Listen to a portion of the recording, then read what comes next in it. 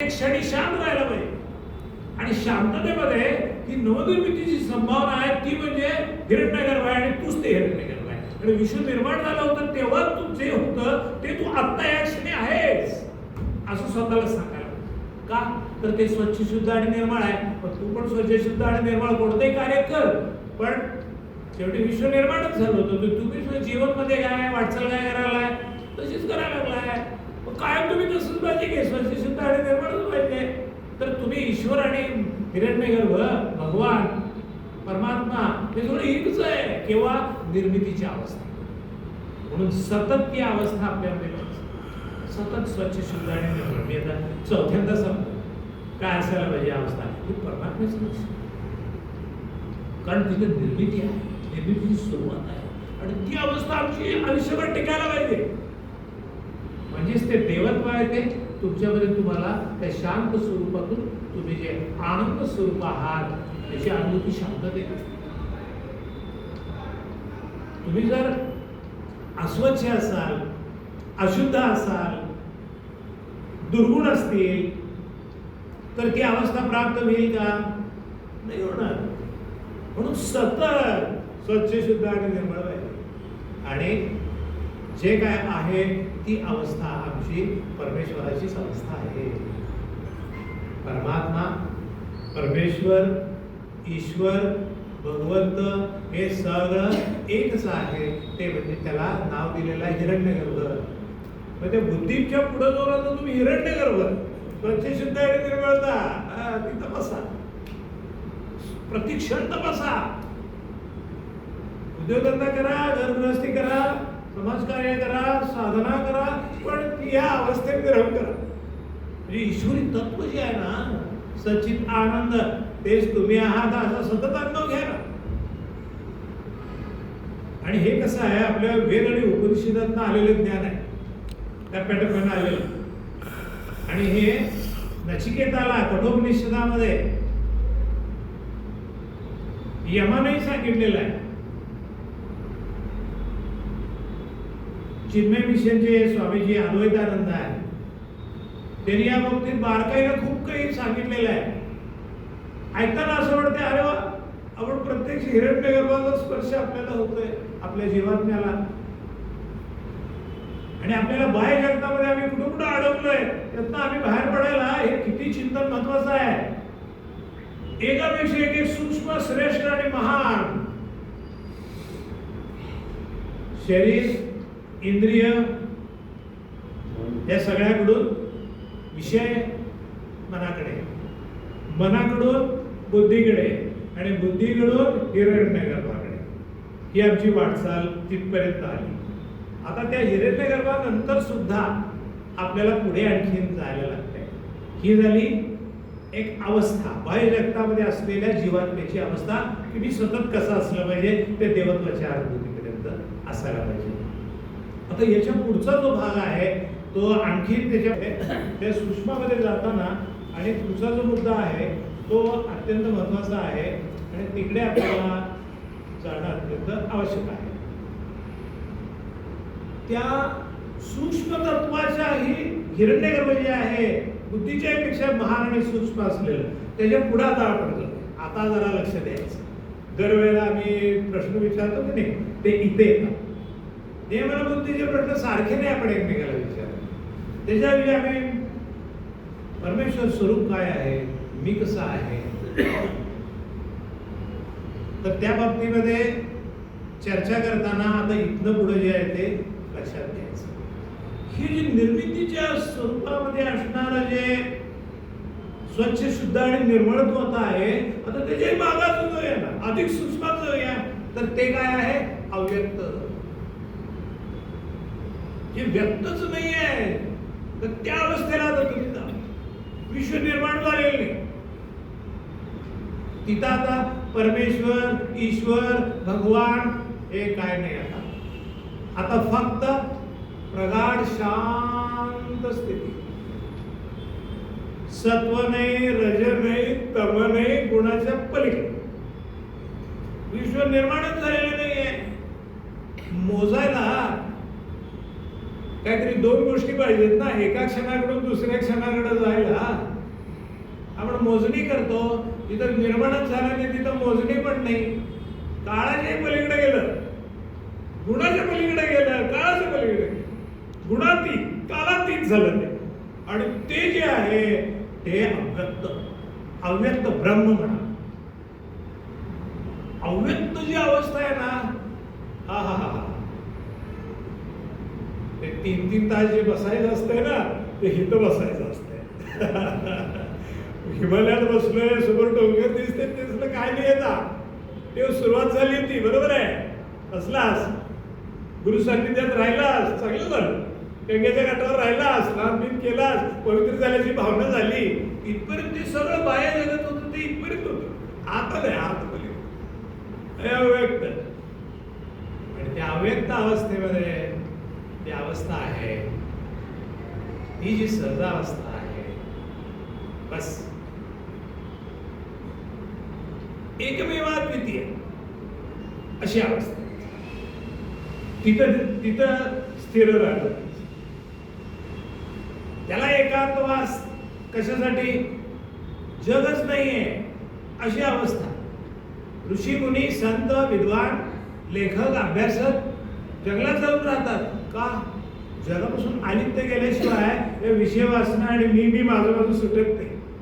म्हणून गुरु सान्निध्यात या जगापासून अलिप्त राहून या सगळ्याचा शोध, त्याचं चिंतन हे अव्यक्तातून घ्यायची. इथपर्यंत आम्हाला पोहोचलं नाही. आपण शांती पर्वाला डिटेलमध्ये घेऊया विषय. चालेल, 2-3 दिवस पाठी उठल्यापासून राहते अव्यक्तातूच राहील. आणि जे सहज काय स्फुरण होईल ते होऊन दे.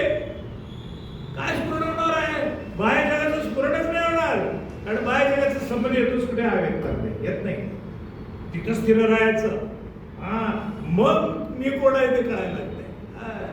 प्रवचनातनं नुसतं मी सच्चिदानंद आहे, मी अनादी आनंद आहे, चर्चेला बरोबर आहे, समजून घ्यायला बरोबर आहे. ते कशाला? ही वाणी फक्त तुम्हाला कळावं म्हणून स्थिती निर्माण करण्यापुरतं गुरुकडून आलेली आहे. पण आता शिष्यानं स्वतःला घडवायचं, स्वतःला बघायचं, शोधायचं. हा आत्मशोध जो आहे हा या आपल्या वाटचालीमध्ये आध्यात्मिक जी आपण वाटचाल म्हणतोय ना जीवनाची, त्यामध्ये हा जो अव्यक्ताचा भाग आहे हा परमश्रेष्ठ अशी अत्यंत सूक्ष्म अशी अवस्था तिथे. आणि मग ही जी अवस्था आहे ना, त्याच्याही सूक्ष्मात केव्हा जाता तुम्ही? तसे बसता तेव्हा. त्यावेळी देह नाही, मन नाही, बुद्धी नाही, जगत नाही, काळ नाही, गुण नाही, काय नाही, अशा अवस्थेमध्ये तुम्ही बसलेला आहे. आता काय रे? कायच नाही, कायच नाहीये. तेव्हा स्फुरण आहे. अहम अहम अहम अहम अहम. आत्मस्वरूपाचं स्फुरण तिथे यायला लागतं. त्याच्यासाठी अव्यक्तामध्ये गेल्याशिवाय ते येत नाही. मी 15 मिनिटं ध्यानाला बसलो, जपजाप केलं, पूजा अर्चा केली, वाटचालीला बरोबर आहे. पहिल्याच्या भागामध्ये मग अशी सांगितलं ते बरोबर आहे. शून्यातनं जेव्हा सुरुवात करायची आहे, अज्ञानातून जेव्हा ज्ञानाकडे जायचं आहे, प्रकाशाकडं, अज्ञानाच्या अंधकारातनं प्रकाशाकडे जाताना काही मुद्दे आपल्याला बघायला लागतात. तो वाट सुरू असतो, तो त्याला तिथला कुणीतरी एखादा माणूस जंगलामधला दाखवतो, तू चुकलायस वाट, चल या बाजूला चल, तुला कुठं जायचं, बाहेर कसं बघायचं सांगतो. तेवढंच मार्ग आहे गुरुचं काम. शेवटी अंधाराला अडकून तिथंच या जन्मात संपून जाण्यापेक्षा त्या गुरुकृपेनं महामार्गाला येऊन उद्दिष्ट काय आहे ते कळायला पाहिजे. मग ते या आता मी सांगतोय त्या पद्धतीनं जायचं. पुन्हा एकदा आता शेवटच्या मुद्द्याकडे येण्यापूर्वी एकदा परत उजळणी करूया.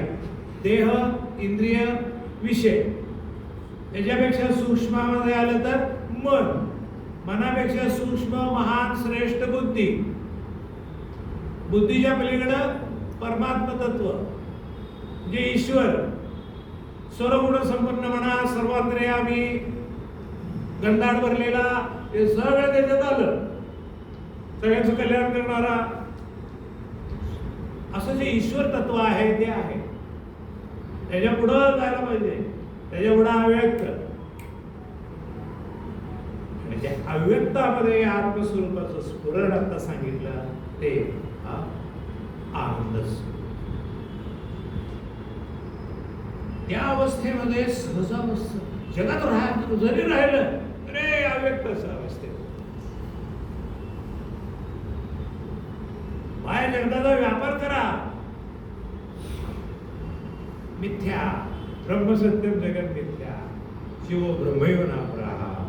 ते आता त्याने जगामध्ये अडकायचं बंद करायचं, राहायचं जगात पद्मपत्र मीमांसा. पण त्याच्यासाठी पहिले साधना करता पाहिजे, चिंतन श्रेष्ठ दर्जानं अविरत व्हायला पाहिजे, सातत्य पाहिजे. 15 मिनिटाचं अमुक काळाचं असं नाही, त्या अवस्थेला येईपर्यंत रंगून जायला पाहिजे. ते रंगण्याची जी प्रक्रिया आहे ना, सहजावस्था आहे ना, ती अव्यक्तापर्यंत जाते का ते मी बघायला. जग दिसला नाही पाहिजे, विधी अवस्था आली पाहिजे, आमन स्थिती यायला पाहिजे. ते बघच देह आहे पण विधी, मन आहे पण आमन स्थिती. आणि मनात शेवटी जगातलेच विचार येतात. मनच नाही म्हटल्यावर जग कुठे आहे? जगच नाही म्हटल्यावर ती अव्यक्त अवस्था प्राप्त आहे. त्या अव्यक्त अवस्थेमध्ये तुम्ही चिंतन करा. चिंतन हे सर्वश्रेष्ठ. त्यानं काय होतं, सुष्माचं याच्या अव्यक्ताच्या पलीकडं काय आहे ते पूर्णावस्था आहे. परमात्मा परब्रह्म परिपूर्ण अवस्था, पूर्ण. त्याला म्हणायचं पुरुष. जो पूर्णत्वाला प्राप्त झालेला आहे तो पुरुष. पुरुष म्हणजे बाह्य जगातला पुरुष नव्हे, तो पुरुष एकमेवाद्वितीय अद्वितीय असं जे तत्व आहे ते पुरुष, ते तू आहे. या जीवात्म्याला हळूहळू प्रगती परत कुठं गेला, अव्यक्ताकडून त्या पूर्णत्वापर्यंत गेला. गुरु साक्षात परब्रह्म म्हणतो आपण, आणि गुरु पौर्णिमा साजरी करतो. का ते पूर्णत्व देणारा तो गुरु, सद्गुरु. त्या पूर्णत्वापर्यंत शिष्याला पोहोचवणारा तो सद्गुरु. म्हणून गुरुकडे पाहताना तो पूर्ण त्या अवस्थेला असलेली ते चिंतन आम्हाला करायला पाहिजे. गुरु तत्वाचं चिंतन करायला पाहिजे. समोरची व्यक्ती फोटो घात लावलाय गुरुचा, त्यांनी मला काय सांगितलं तिकडे त्याचं लक्ष पाहिजे. आणि ती पूर्णत्वाची अवस्था काय आहे, ती अनादि अनंत निर्गुण निराकार सच्चित आनंद अशी एवढीच अवस्था. मग सर्व व्यापक वगैरे ते गेलं, ते मगाशी हिरण्यगर्भापाशी होतं. आता ते सर्वांतर्यामी सर्व कुठलं आले, एकमेवाद्वितीय ते पुरुष तत्व. जगाचा संबंध आला का ह्याच्यात, मगाशीच गेलाय तो. अव्यक्तात आलो तेव्हाच जग गेलेलं आहे. त्या अवस्थेला येऊन तुम्ही स्वतःची अनुभूती घेता, ती परमश्रेष्ठ अनुभूती मला येते. सर्वांनी डोळे बंद करा, शांतपणे बसून राहा.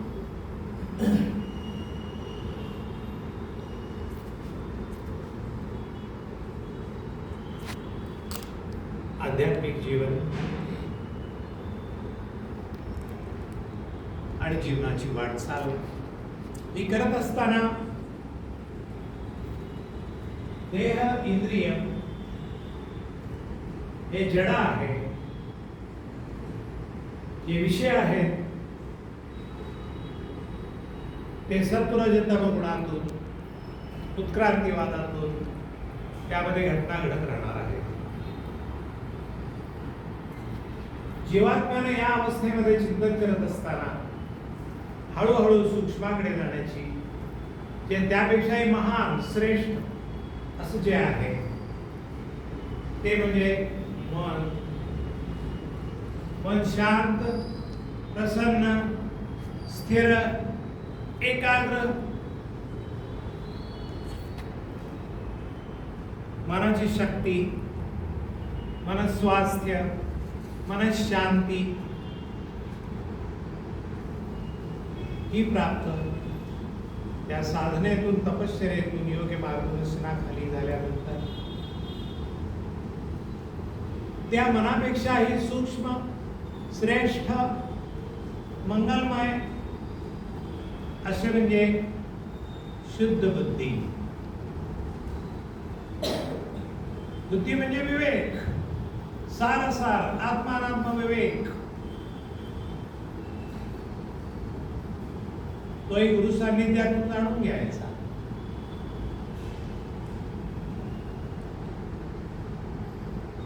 आपल्या शुद्ध बुद्धीतून जी अवस्था आहे ती शांतही आहे आणि श्रेष्ठही आहे.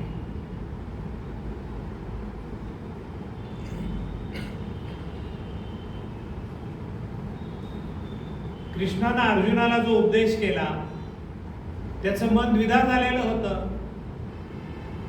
अज्ञानामुळे त्याला योग्य दिशा समजत नव्हती. तो सारथ्य करणारा तो भगवान श्रीकृष्ण, त्या जीवात्म्याला मार्गदर्शन करणारी ती बुद्धी आहे ना, ती ईश्वरी स्वरूपातूनच त्या बुद्धीद्वारा त्या अर्जुनाचं अज्ञान दूर करत आहे. योग्य काय अयोग्य काय हे सांगत आहे. तो अर्जुन तो जीवात्मा आहे आणि त्याला मार्गदर्शन करणारा तो सारथी ती बुद्धी. हे योग्य आहे हे अयोग्य आहे असं त्याला ठाम निश्चयाने सांगणारा तो कृष्ण आहे. ही सद्बुद्धी आहे. जे गंतव्य आहे जिथं पोचायचं आहे त्यासाठी हे कर्तव्य या तत्वाला धरून तू कर. हे सगळं सांगून झाल्यावर आता निर्णय तू घे.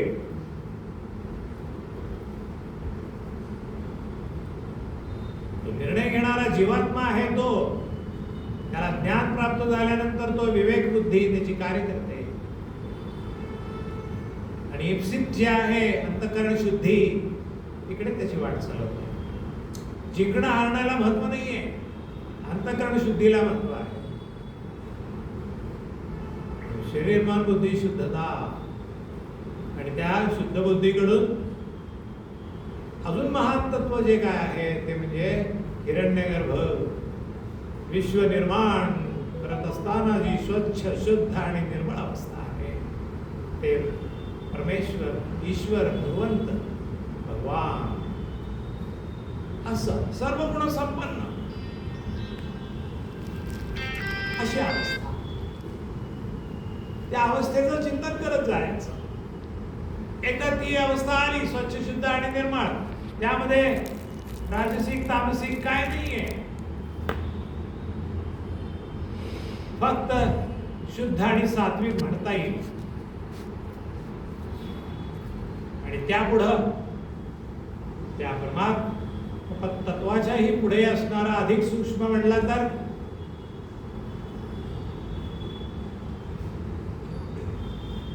असं शांत पराकुटीच विदेहावस्था अमनावस्था जी अव्यक्त आहे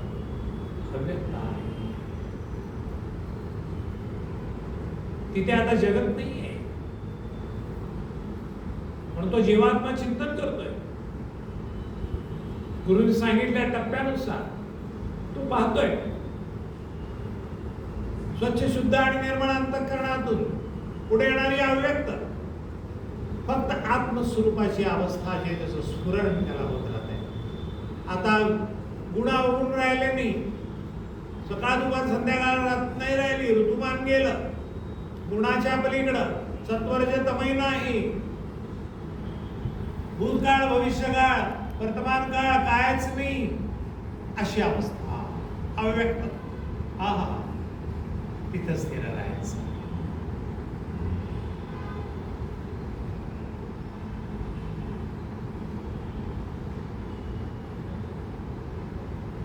याचा अभ्यास करायचा.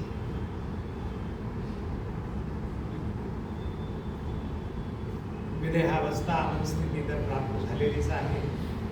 आता काहीही नाही, फक्त एकमेवाद्वितीय चैतन्यात्म तत्व.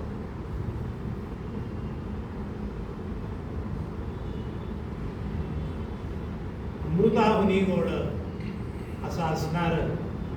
अमृतने आणि गोडीने कुठल्या भावभावनेने भावातीतम त्रिगुणरहितम सद्गुरुंतन नमामि. ही अवस्था सांगणाऱ्या सद्गुरूला माझा नमस्कार असो. की त्यानं मला या अव्यक्त अवस्थेमध्ये आत्मस्वरूपाचं चिंतन करण्याची एक श्रेष्ठ महान अशी अवस्था प्राप्त करून दिली. यापेक्षाही सूक्ष्म असणार जे पूर्णत्व आहे.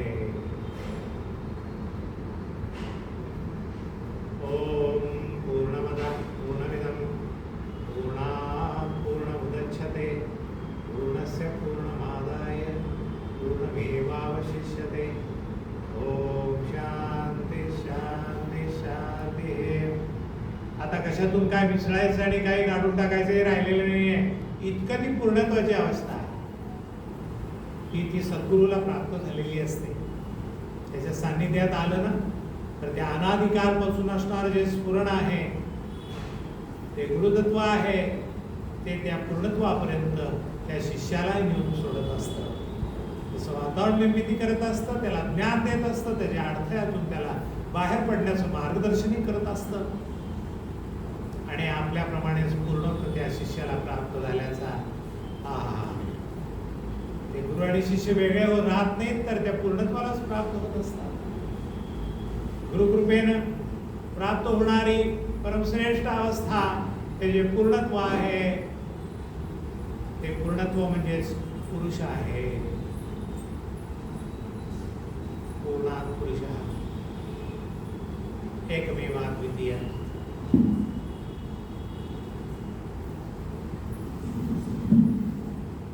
गुरुकृपेने ही अवस्था या सूक्ष्मातून सूक्ष्माकडे जाण्याच्या या अभ्यासामुळे प्राप्त होत असते. हे आम्हाला या मानवी जीवनामध्ये समजणं हे एक भाग्याचं लक्षण आहे. मनुष्य जन्म प्राप्त होणं सूक्ष्म बुद्धीद्वारा अधिकाधिक वरच्या स्तरापर्यंत पोचत जाणं आणि परमश्रेष्ठ पूर्णत्वाला प्राप्त होणं यासाठी देहेंद्रिय आणि विषय त्याच्या पुढे असणारं सूक्ष्म मन, मनापेक्षा सूक्ष्म बुद्धी, बुद्धीपेक्षा सूक्ष्म परमात्मा, त्यापेक्षाही सूक्ष्म अव्यक्त आणि त्या अव्यक्तामध्ये एकमेवाद्वितीय जी पूर्णत्वाची अवस्था ती आम्हाला सद्गुरूच्या कृपेनं आत्मचिंतनातून सूक्ष्माकडे आमची वाटचाल हो आणि आमच्या मनुष्य जन्माचं याच क्षणी सार्थक व्हावं अशी आपण सर्वजण त्या सद्गुरूच्या चरणी मनोभावे प्रार्थना करूया. कारण तो पूर्णत्वाला प्राप्त झालेला आहे. त्याची कास धरूया, त्याचे चरण पकडूया, त्याची सेवा करूया, समर्पित होऊया आणि त्या तत्वाला धरून हे हृदयचे ते हृदय घातले ते ज्ञान अनुभवासहित पूर्ण पुरुषात्वाच्या आपण परिपूर्णत्वाची या जीवनामध्येच अवस्था सहजावस्था परमश्रेष्ठ या प्रत्यक्ष अनुभूतीपर्यंत या जीवनाची वाटचाल घडू नये. ओम गुरुदेव. आपण सर्व विद्वान आहात. जी काय सेवा घडली ती सद्गुरू त्या चरणी समर्पित करतो. ओम गुरुदेव.